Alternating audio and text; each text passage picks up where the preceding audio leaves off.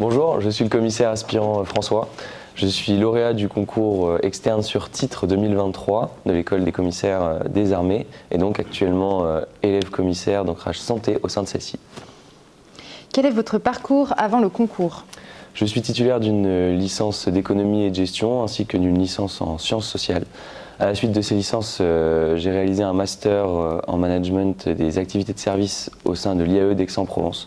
Et donc ce parcours académique est ponctué d'expériences professionnelles, notamment en tant qu'acheteur au sein du groupe Carrefour et acheteur au sein de l'Economa des armées où j'ai réalisé mon alternance l'an passé. Comment avez-vous connu le corps des commissaires des armées?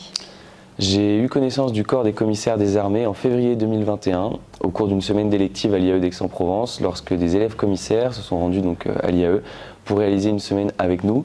J'avais déjà à ce moment-là une envie particulière de rejoindre l'armée après mes études, mais je ne savais pas exactement dans quelle voie je souhaitais le faire. En découvrant le corps des commissaires des armées, j'ai trouvé un corps dans lequel je pourrais mettre en pratique toutes les capacités académiques que j'avais pu engranger jusqu'alors avec ma volonté de m'engager. Quand avez-vous décidé de passer le concours? À la suite de la découverte du corps des commissaires des armées, donc en février 2021, comme je disais, je me suis renseigné davantage. J'ai rencontré de nombreux commissaires, notamment sur les plateformes type MyJobGlasses ou encore sur LinkedIn. En échangeant avec eux, j'ai découvert que ce concours, et notamment la carrière qu'offrait ce concours, me convenait parfaitement. Comment avez-vous préparé votre dossier? Donc le dossier de candidature pour l'école des commissaires des armées est constitué de votre CV, une lettre de motivation et un test d'anglais qui est facultatif. Le CV va reprendre l'ensemble de vos expériences professionnelles. À vous d'être le plus clair possible de façon à ce que le jury comprenne très vite ce que vous avez fait et pourquoi aujourd'hui vous voulez devenir commissaire des armées. Et concernant la lettre de motivation, il est important que celle-ci ne reprenne pas exactement le procédé du CV. L'idée n'est pas de faire une redite, mais plutôt d'avoir l'opportunité à travers cette lettre de motivation de donner quelques exemples précis de ce que vous avez pu faire comme type de mission dans vos expériences professionnelles. Cela illustre ce que vous avez fait et en plus, si vous arrivez à trouver des actions que vous avez faites qui sont en lien avec la carrière d'un commissaire des armées, ça fait tout à fait sens concernant votre candidature.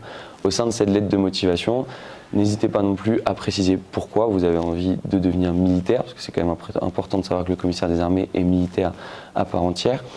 Et enfin, concernant le test d'anglais qui est facultatif, il va quand même être bien vu que vous obteniez un bon score, un test type TOEIC pour votre candidature. Parlez-nous des épreuves orales. Donc les épreuves orales sont constituées de 2 oraux, un oral de motivation, un oral de spécialité. L'oral de motivation, il est là pour déterminer pourquoi vous souhaitez être commissaire de carrière, donc pourquoi vous souhaitez être militaire, pourquoi vous souhaitez être officier ainsi qu'administrateur. Il est important que vous ayez des réponses à l'ensemble de ces questions. On va également aborder dans cet oral de motivation l'ensemble de votre parcours et l'ensemble de vos hobbies. Donc soyez vous-même et n'hésitez pas à vraiment développer des sujets qui vous tiennent à cœur, des choses qui vous plaisent. Le jury a vocation à apprendre à vous connaître lors de cet oral. Donc soyez vous-même et n'hésitez pas vraiment à développer ce qui vous intéresse et aussi ce qui vous rend intéressant aux yeux du jury. Ensuite, au sein de cet oral de motivation, on va également aborder votre culture générale à travers de nombreux phénomènes de société. Donc là aussi, important de se tenir au courant des actualités et d'avoir un minimum de connaissances concernant l'histoire de la France, l'histoire militaire, de manière à avoir de la matière lorsque vous aurez des questions qui seront posées à ce sujet. Pour passer maintenant à l'oral de spécialité, en tant que candidat au concours sur titre, on arrive logiquement avec une spécialité. Donc c'est à vous de choisir un sujet parmi une quinzaine de sujets qui vont vous être proposés et de le développer à travers un exposé qui va durer une dizaine de minutes. Et ensuite, vous avez un échange avec le jury sur votre sujet et sur l'ensemble des spécificités liées à la spécialité que vous avez choisie. Quel sujet avez-vous choisi pour l'entretien métier? L'avez-vous préparé longtemps à l'avance? Alors pour ma part, j'ai choisi de travailler sur l'externalisation de la fonction achat au sein du ministère des Armées. On reçoit les sujets en même temps que notre admissibilité. Donc cela correspond à peu près à 3-4 semaines avant de passer votre oral. Comment avez-vous préparé l'entretien de motivation? Au cours de l'entretien de motivation, comme j'ai dit, vous allez devoir vous présenter. Il est nécessaire de travailler cette présentation pour qu'elle soit le plus claire possible.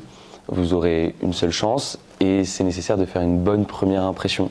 Donc pour ce faire, vous pouvez réaliser des oraux blancs. Donc ça peut se faire avec des proches, que ce soit des enseignants, des membres de votre entourage. Et également, si vous avez l'occasion de rencontrer des commissaires sur différents meetings via MyJobGlasses, via LinkedIn, vous pouvez aussi poser la question de savoir s'il est possible d'organiser des oraux blancs. Avez-vous eu des questions particulièrement difficiles?